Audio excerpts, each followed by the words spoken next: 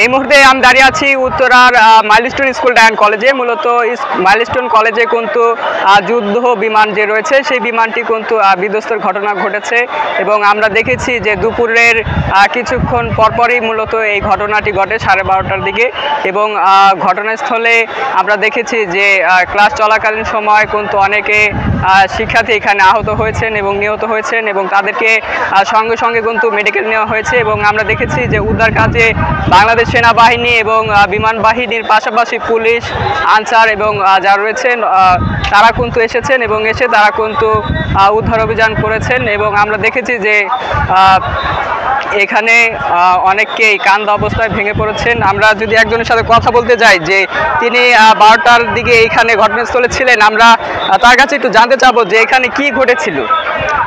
এখানে আমি এই পাশে ছিলাম, আপনার এই যে দিয়াবাড়ি গোল চত্বরের কাছে ছিলাম। আমাদের এই যে ক্যান্টিনে আমরা কোম্পানির মাল দিয়ে এই জন্য টাকা নিতে আসছিলাম।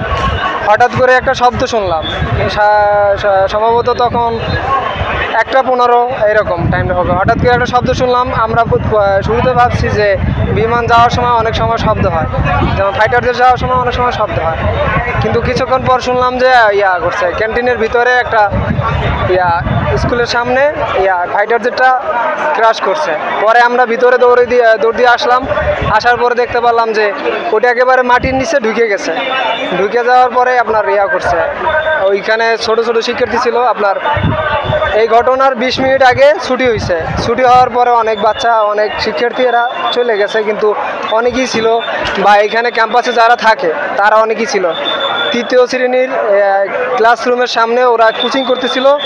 তখন হঠাৎ করে ওইটা ইঞ্জিন বা যান্ত্রিক ত্রুটির কারণে বিমানটা এই জায়গায় ক্র্যাশ করে। ধন্যবাদ আপনাকে।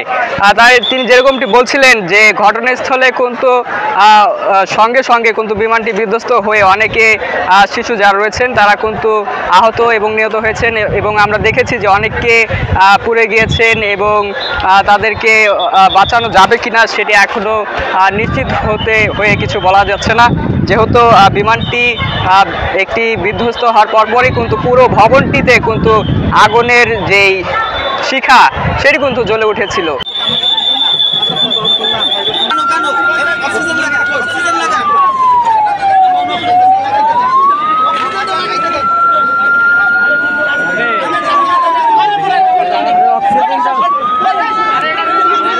আপনি কি এত সিরিয়াসলি কি আছে?